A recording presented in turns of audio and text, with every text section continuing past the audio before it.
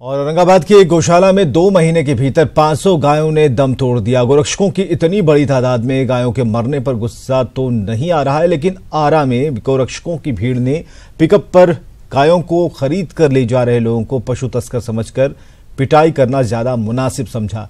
सवाल है कि गोरक्षा का बीड़ा उठाने वालों को औरंगाबाद में भूख से सैकड़ों गायों के मरने पर गुस्सा क्यों नहीं आता।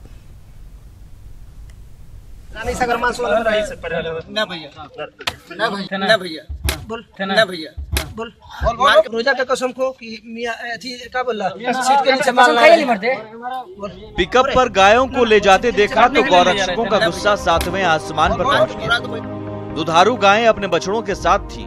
ड्राइवर के पास गाय खरीद की रसीद भी थी, लेकिन पूछने पर ड्राइवर मुसलमान निकला तो सब कुछ नजरअंदाज कर दिया गया।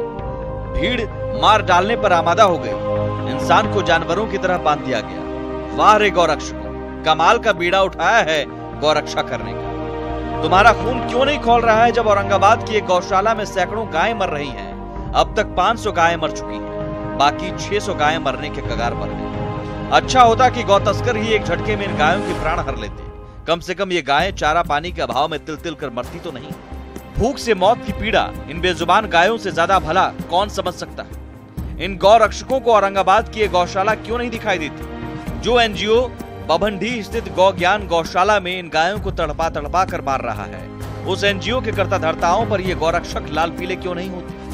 गौरक्षा और गौ संरक्षण का इससे बड़ा मजाक और क्या होगा कि एक एनजीओ की गौशाला में गौ तस्करी से छुड़ा कर लाई गई 500 गायें दम तोड़ देती है और जिला प्रशासन गैर जिम्मेदार एनजीओ के खिलाफ कोई कार्रवाई नहीं करता। इस गौशाला में कुल 1230 गायें रखी गई थी, जिनमें 2 महीनों में धीरे धीरे 500 गायें मर गई। यहाँ चारा पानी का इंतजाम तो छोड़िए, गायों के रखरखाव का इंतजाम देखेंगे तो खून खौल उठेगा।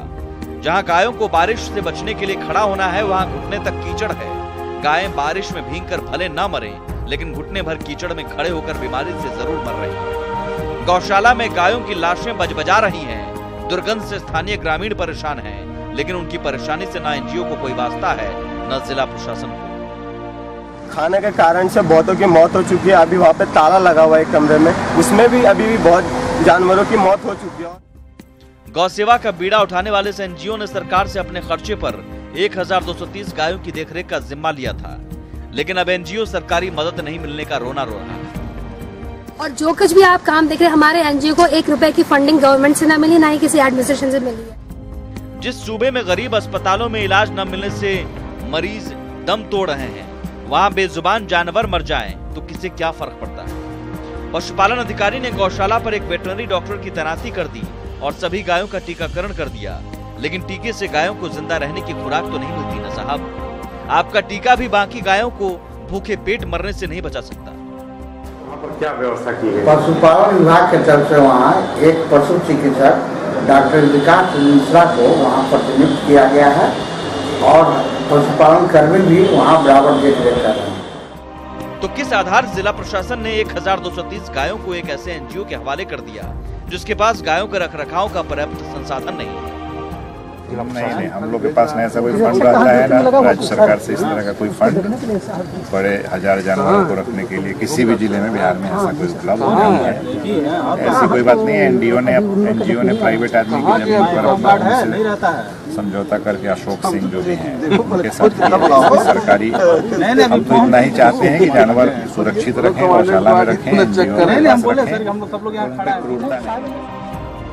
देश में इस समय कुल 4187 गौशालाएं हैं। इनमें से महज 1413 गौशालाओं को सरकारें चला रही हैं। बिहार में 87 सरकारी गौशालाएं हैं, फिर भी सरकार ने 1230 गायों को मरने के लिए किसी एनजीओ को क्यों दे रखा है, ये समझ से बाहर।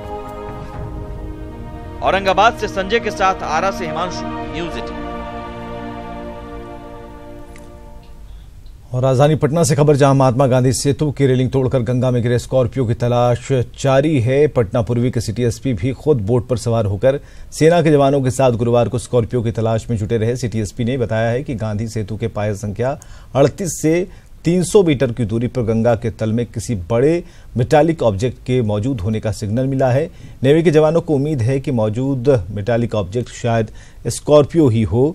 31 जुलाई को सफेद रंग की स्कॉर्पियो रेलिंग तोड़ते हुए गंगा में समा गई थी। डीआरएफ और नेवी दोनों टीमें पूरी मुस्तैदी से अपना काम कर रही है और दोनों के पास इक्विपमेंट है।